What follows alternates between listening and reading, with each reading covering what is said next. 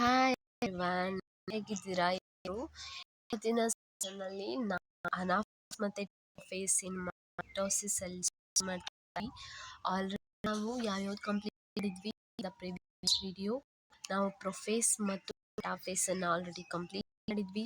Here ನಾವು karyokinesis ಎಲ್ಲ third and fourth stages ಆದಂತಹ ಅನಾಫೇಸ್ ಫೇಸ್ ಅನ್ನ ಈ ಸೆಷನ್ ಕಂಪ್ಲೀಟ್ ಮಾಡ್ತೀವಿ.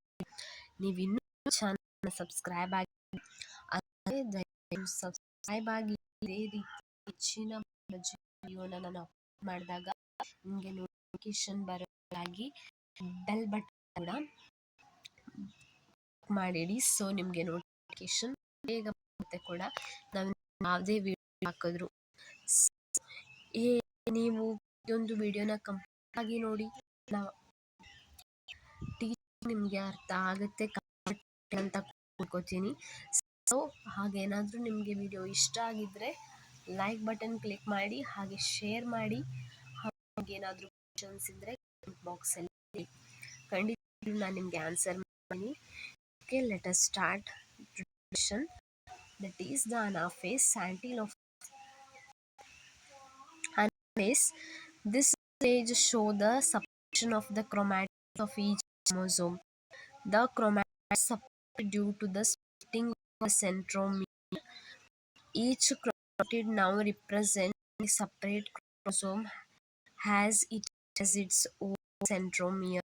The chromosomes at this stage may look like shape of alphabets P, J, or I, depending upon the position of centromere in them. Separated sister chromatids are pulled towards opposite poles of the cell. Here, phase changes ನೋಡ್ತಿದ್ದೀರಾ, membrane ನೋಡಿದ್ದೀರಾ. Clear membrane already appear ಆಗಿ metaphase ಅಲ್ಲಿ nucleolus here ಉಳಿದಿದ್ದು centromere single fibres ಮಾತ್ರ. Metaphase ಅಲ್ಲಿ chromosomes ಇಕ್ವೇರಿಯಲ್ arrange ಆಗಿತ್ತು. ಆ face ಅಲ್ಲಿ ದೇ ಗೆಟ್ ಸೆಪರೇಟೆಡ್. ಇಲ್ಲಿ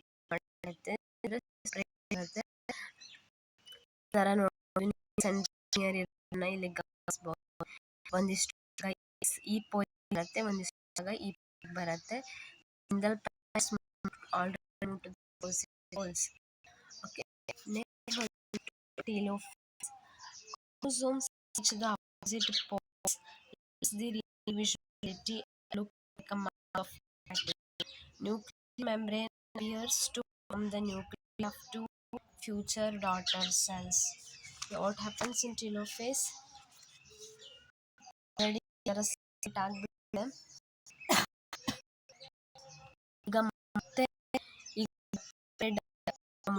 ಏನಾಗುತ್ತೆ, ಹೊಸದಾಗಿ ಸ್ಟಾರ್ಟ್ ಮಾಡುತ್ತೆ, ಥ್ರೆಡ್ ಲ್ಯಾಕ್ಚರ್ ಆಗುತ್ತೆ, ಮತ್ತೆ ಆಗುತ್ತೆ, ಡಿಸಪಿಯರ್ ಆಗುತ್ತೆ. Formation of cell plate take place ಆಗುತ್ತೆ ಈ ಸ್ಟೇಜ್ ಅಲ್ಲಿ. Very important stage telophase. Chromatin ಆಗುತ್ತೆ, ಸೆಲ್ ಫೈಬರ್ ಆಗುತ್ತೆ, ನ್ಯೂಕ್ಲಿಯರ್ ಮೆಂಬ್ರೇನ್ ರಿಪೇರ್ ಆಗುತ್ತೆ, ನ್ಯೂಕ್ಲಿಯೋಲಸ್ ಕೂಡ ರಿಪೇರ್ ಆಗುತ್ತೆ, ಫಾರ್ಮೇಷನ್ ಸೆಲ್ ಪ್ಲೇಟ್ ಆಗುತ್ತೆ ಟೆಲೋಫೇಸ್. ನಂತರ ಇದೆಲ್ಲ ಆದ್ಮೇಲೆ ಯಾವ ಕಾಣುತ್ತೆ ಅಂದ್ರೆ ಈ ಕಾಣುತ್ತೆ, ಟೂ ಸೆಲ್ ಆಗುತ್ತೆ. ಇದು ಒಂದು new individual, it is also individual cell. Nuclear membrane nucleus ಇದು ಮತ್ತೆ ಡಿವಿಷನ್ ಆಗಿ ಇದಿಷ್ಟು ಪ್ರೊಸೆಸ್ ಅನ್ನ ದಾಟಿಕೊಂಡು ಮತ್ತೆ ಈ ಡಾಟರ್ಸ್ ಪ್ರೊಡ್ಯೂಸ್ ಮಾಡ್ತಾ ಹೋಗುತ್ತೆ. Is about telophase, metaphase, karyokinesis. Okay, ಇನ್ನೊಂದಿದೆ, ಅದನ್ನು ನೆಕ್ಸ್ಟ್ ವಿಡಿಯೋದಲ್ಲಿ ಸ್ಟಡಿ ಮಾಡೋಣ. Thank you.